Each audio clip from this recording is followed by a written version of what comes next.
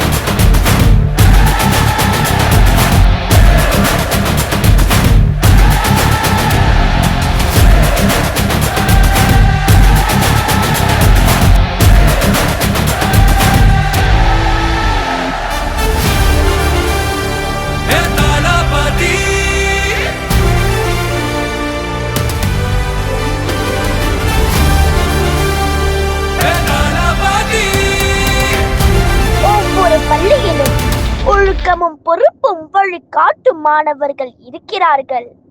இன்று அந்த மாணவர்கள் பள்ளி தலைவர்களாக உயர்கிறார்கள். இது ஒரு புதிய தொடக்கம். இது ஒரு பெருமையான தருணம். பொறுப்பை உணர்ந்து நாங்கள் செயல்படுகிறோம். தலைமை என்பது அதிகாரம் அல்ல, சேவையின் பாதை. இந்த நியமனம் ஒரு பதவி அல்ல, இது நம்பிக்கையின் அடையாளம்.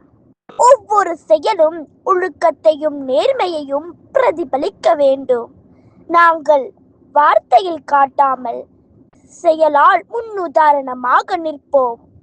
மாணவர்களுக்கு வழிகாட்டியாக, ஆசிரியர்களுக்கு துணையாக, பள்ளிக்கு பெருமையாக நாங்கள் பணியாற்றுவோம்.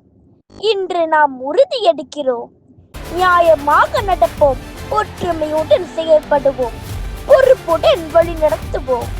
முன்னுதாரணமாக நாங்கள் வளர்கிறோம். இது ஒரு பதவி அல்ல, இது ஒரு பொறுப்பு, இது ஒரு சேவை. பள்ளி மாணவர் தலைவர்கள் 2026ஆம் ஆண்டு எதிர்காலத்தை வழிநடத்த தயாராக